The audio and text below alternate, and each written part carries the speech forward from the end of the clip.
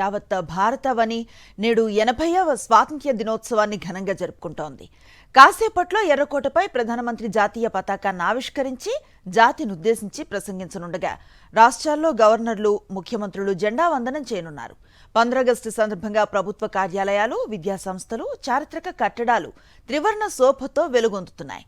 అమరవీరుల త్యాగాలను స్మరించుకుంటూ దేశవ్యాప్తంగా నివాళుల కార్యక్రమాలను నిర్వహిస్తున్నారు.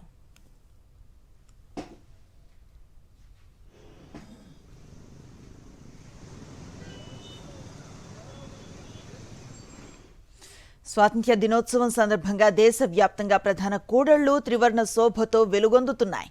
ఎర్రకోట, ఇండియా గేట్తో పాటు దేశంలో ప్రముఖ స్మారక చిహ్నాలను విద్యుత్ దీపాలతో ప్రత్యేకంగా అలంకరించారు.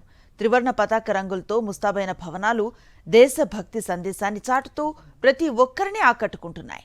జాతీయ పండుగ వేళ నగరాలు, పట్టణాలు, గ్రామాలు స్వాతంత్ర్య వేడుకల సందడితో కళకళలాడుతున్నాయి.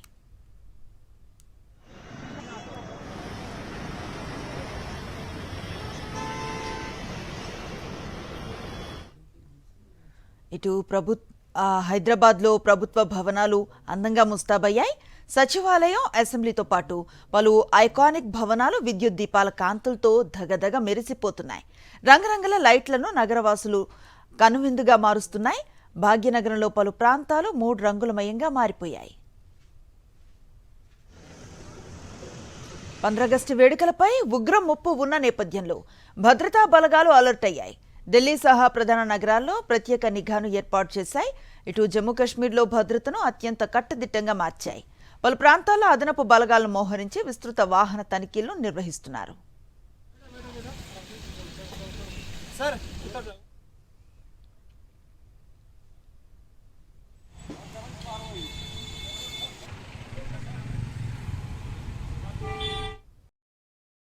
మరిన్ని అప్డేట్స్ కోసం ఛానల్ ను సబ్స్క్రైబ్ చేయండి. నోటిఫికేషన్స్ కోసం బెల్ ఐకాన్ పై క్లిక్ చేయండి.